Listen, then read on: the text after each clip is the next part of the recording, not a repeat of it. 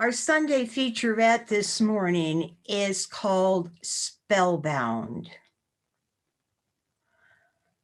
And it's inspired by The Discovery of Witches by Deborah Harkness. The Discovery of Witches is a trilogy of books about witches, demons, and vampires.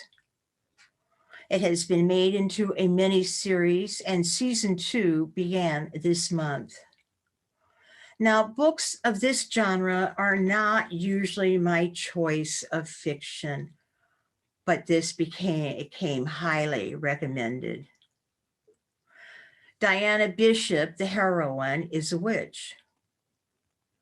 She is also a brilliant academician and a visiting scholar at Oxford University in England. In the opening chapter, she visits the Bodleian Library at Oxford to do some research. There it is. And much of the plot has to do with a book of magic that keeps disappearing. Well, I was hooked. I was just hooked. I have a lifelong love affair with libraries and books, and I just wouldn't let a few vampires or demons stand in my way. Diana Bishop considers herself to be a very weak witch. Her attempts at spells are generally unsuccessful, though occasionally she will surprise herself and demonstrate her powers in unexpected ways. She has recurring dreams about being wrapped in cobwebs like a cocoon. And later we learn that her father put a binding spell on her when she was a child. Her parents recognized that Diana was a truly gifted witch and put this spell on her for her own protection. It prevented her from recognizing or expressing her magic because they believed she was at risk from enemies.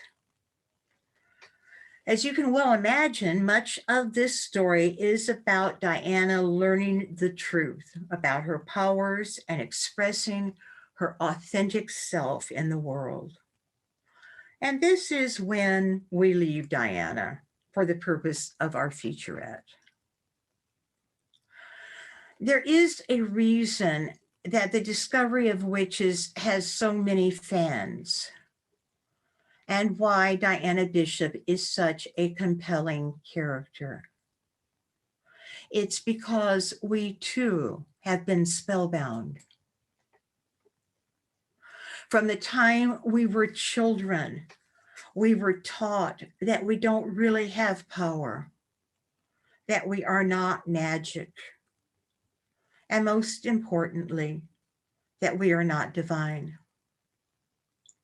We were bound by our parents, our teachers, churches, schools, and the media, and we have accepted a self-definition that does not reflect our authentic selves.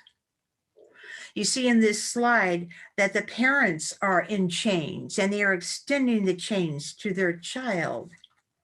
The beliefs that bind us are held in race consciousness.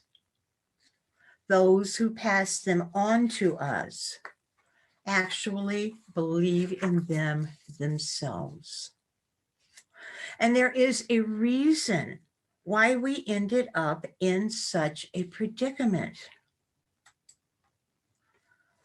It all began in the Garden of Eden, when the first humans were selecting the beliefs that they ingested, beliefs symbolized by the fruits of the fields and the trees, beliefs which humans absorbed in order to create a mass reality. God told them that they could eat from any tree except one. Don't eat from the tree of the knowledge of good and evil. God told them that if they ate from this tree, they would die. But as you know, they ate from it anyway. And thus was born the belief in separation, that some things were of God and some things were not. Some things were good and some things were evil. The belief in duality, the first binding spell, the original sin. And somehow the concept of sin became associated with evil and with Eve deliberately disobeying God. We've been taught through the ages that we are bad because we are sinners. And from this original sin, all other errors in thinking sprung into being. Yet, the word sin has a completely different origin. It was originally a term used in archery, and it meant missing the mark. When an arrow did not hit the target, it was called a sin. This is similar to golf. When a hole takes one stroke over par, it is called a bogey.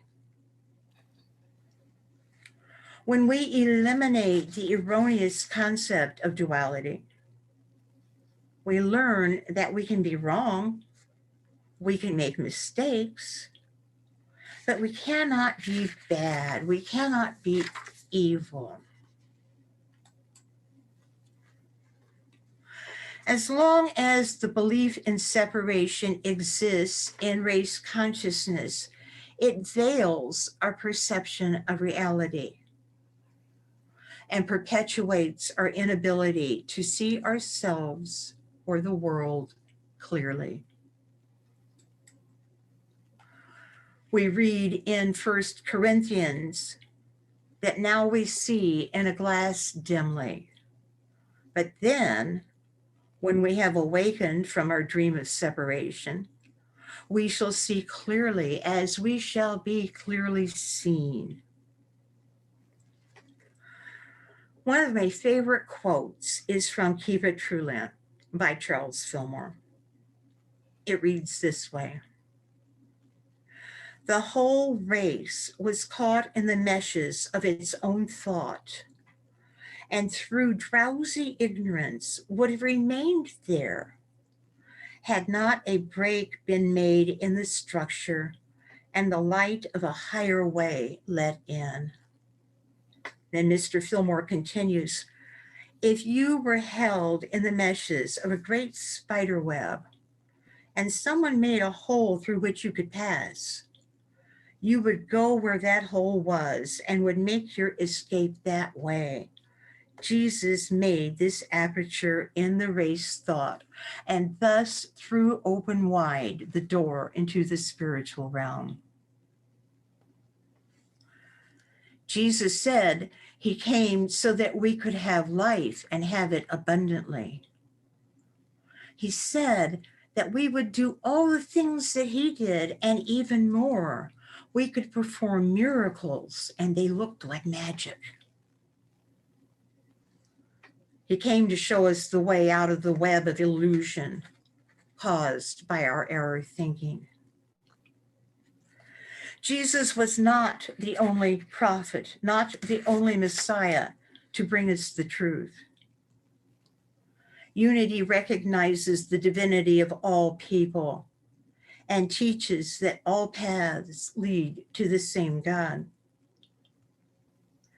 We share these powerful teachings of Jesus from the Judeo-Christian scriptures, knowing that God's infinite goodness provides an abundance of resources for the peoples of the world to learn these same lessons. There were two trees in the Garden of Eden. When God learned that Adam and Eve had eaten from the tree of the knowledge of good and evil, he drove them out of the garden before they could eat from the tree of life. And if they had eaten from the tree of life, they would have lived forever in their separated state. The Bible is a complete story, and it has a happy ending. At the end of the very last book, the book of Revelation, the tree of life makes a reappearance. And we learn that humans, through their overcoming of false beliefs, finally do eat from the tree of life.